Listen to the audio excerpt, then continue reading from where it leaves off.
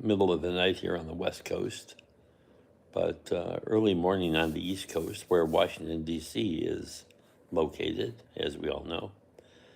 I just wanted to delve into, since it's November now, we've got Thanksgiving and Christmas and New Year's, and shortly thereafter, Valentine's Day coming up. I'd take a little delve into the family relations and the matrimonial bliss of the first two families of our nation. No, I'm not a fan of President Trump and J.D. Vance. I'll come out with it right here. And I'm not really sure whether I'm a fan of their spouses or Trump's many liaison relationships. But, it's family time, it's the holidays. I notice, watching YouTube and TikTok and other social medias, which I spend a lot of time on, to be terribly honest. I'm 73 years old and retired. My main job right now is the care and feeding of a 5-year-old kindergarten granddaughter named Jessica, and who's the love of my life. Not to forget about my sweet daughter, Lily, who's 29, just turned 29 in October, and I'm very proud of. She's struggling with multiple sclerosis. She's, as of now, winning the battle, meaning she still walks and talks and gets under my skin now and then. She's running her own business, YNA Entertainment. So far, it's not a revenue producer, but she's only been at it for 8 years now, so that's not unusual for a entertainment business startup to not be a big dollar generator early on in its existence. But she's still with it, and we're still helping her financially, and my ex-wife and myself. On a personal note, my fiance in the Dominican Republic and I are in our 9th year of long-distance age gap relationship. We are engaged, and actually, we got engaged, I think, 3 times total, due to the fact that I'm a hard-headed idiot and didn't just accept the fact that somebody young and beautiful could love me. I was skeptical, and I'm no longer skeptical.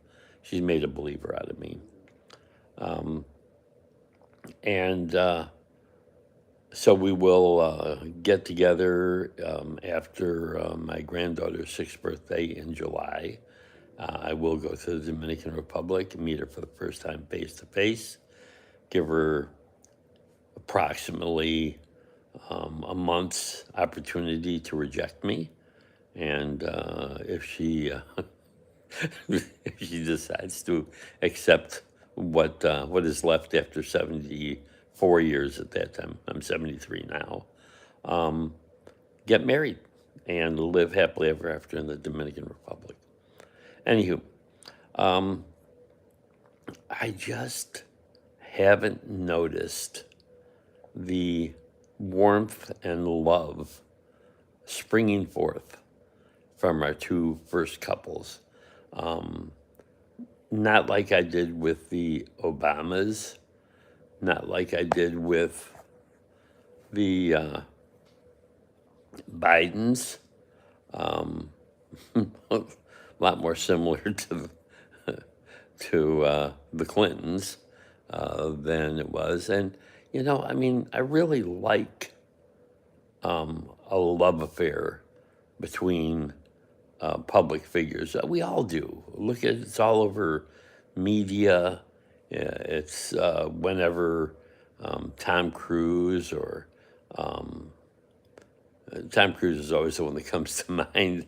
God, I love that guy. He's just sometimes such a mess, but whatever. Clooney, or even the ones that aren't romantically involved on a regular basis, we loved seeing the relationships blossom and grow and be sweet. And Mr. Vance and his Ushra wife, saw something recently where he espoused his Christian values and hoped someday that his wife would convert from her beliefs, which are definitely rooted probably a lot deeper than Christian values. Vance said he was raising his children in the Christian mold form. I don't want to use the word mold because you may think I'm being derogatory, and I'm not. Religion's cool. I don't have a belief in a white bearded God sitting up on a cloud next to Jesus looking down.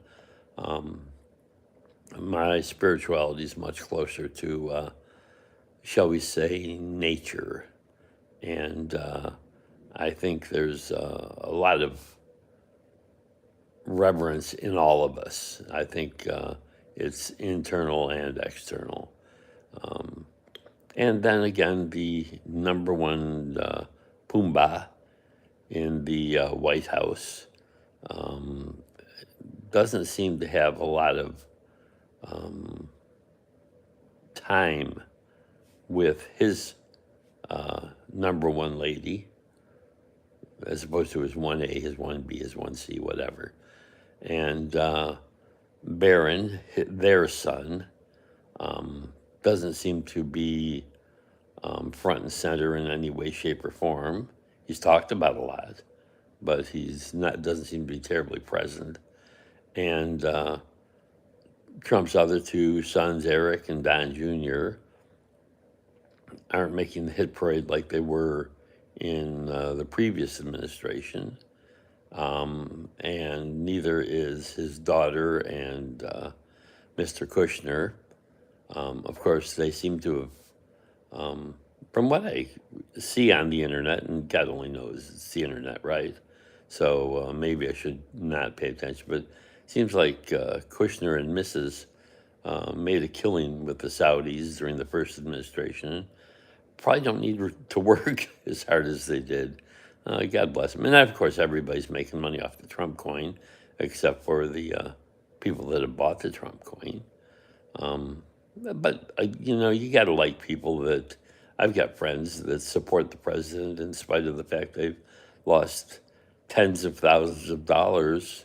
I think they did everything but go to his university and play at his casinos while they were still solvent businesses. They aren't anymore.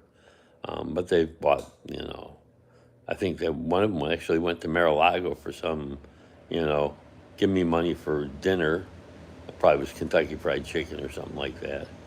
And have bought the Trump coins and bought the Bibles and got everything else that he's sold. I don't think he's bought any sneakers yet. Don't think that's gone down, but that I know of. But it's very interesting that you see so much less of the family and so much more of the Washington yes men. I think this time he really spent some time and didn't take anybody's advice in grabbing people that were qualified to hold office in any of the underling spots. He got people that loved him.